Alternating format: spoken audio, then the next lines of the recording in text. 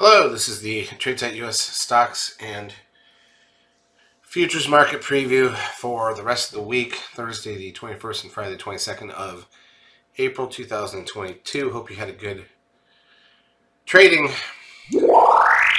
Sorry about that week. Obviously, it hasn't been very interesting, so I don't really know what to say other than I hope you had a good one, but it's been really pathetic to watch what the markets are doing here, and I don't really quite get what's going on. A lot of things going on in the world, and the markets are just acting like it's no big deal. We're still sitting mid-range for the last however many months. You know, basically where we were last end of August. It's been a long time. And so we'll see what we get here. Here's a look at the ES front month futures contract. This is the daily chart of the broad market futures form. Like I said, pretty much right where we were. S&P cash literally lost just 2 points today. Don't know if that could have been any less interesting, but lost 2 points. Nasdaq 100 was down 211.73.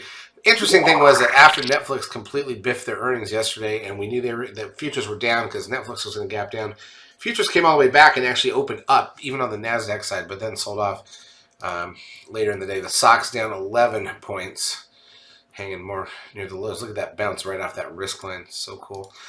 Biotech's up $10.76, sorry. Russell 2000 up 7.41. Crude oil up 20 cents. Gold up $1. Advanced decline ratio on the Nasdaq plus 136. Sorry, more stocks up than down, but just barely on the Nasdaq. On the New York plus 913, so a little more positive there, even though the S&P was only down 2. Nasdaq volume 4.6, almost 4.7 billion. Really lack of volume. Volume's dropping off. We know that. It's been worse this year than last year by a lot.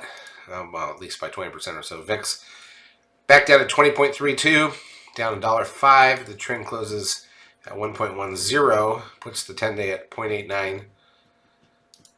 Apple down 17 cents, kind of a blip. Amazon down 82.35.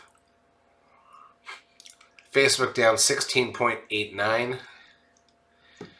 Google loses 39.38. Goldman Sachs up 5.11. Netflix down 122.42. That's that gap down. I mean, this stock from 700 to 226 in 5 months. Ugly. Peloton down $2.76. This thing's heading for the teens, isn't it? And this thing from 140 down to 20. I mean, just awful. TLT, the 20-year bond ETF, up. Finally, a bounce day here right off the 9-bar startup phase. Tesla down 50.95. That's not pretty if it breaks the lows right there, is it? That's going to be if we don't get a gap down tomorrow, that's going to be a short. Zoom down $7.48 to 103.70. And we got Bitcoin sitting up 41,545, which is kind of for where it's been lately. And the Dow is up 249 points. All right, in terms of intraday action, let's take a look at the ES 5-minute candles. And again, if you just look at the last 2 days, I mean, I know this was Wednesday, but we had a little more. Monday was flat. Tuesday, we had this one push for an hour. And then what happens? Look at Wednesday, rest of Tuesday, dead flat, literally so tiny. Tried to make a little push up, but ended up closing in the middle of that range that we were in for a long time. And then Wednesday, gap up and just dead flat, as flat as it can be. The Nasdaq side obviously looks a little weaker just because of the Netflix situation, but it was still pretty flat.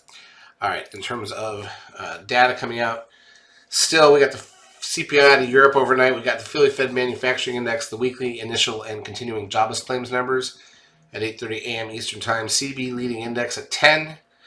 Natty gas at 10:30. Fed Chair Powell speaks at 1.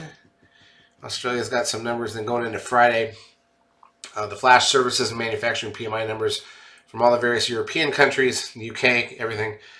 Core retail sales out of Canada, flash services PMI and manufacturing PMI here in the US at 9:45 a.m. on Friday. And that's it. Charts, as usual, brought to you by eSignal. If you've not yet taken a trial of our services, feel free to do so.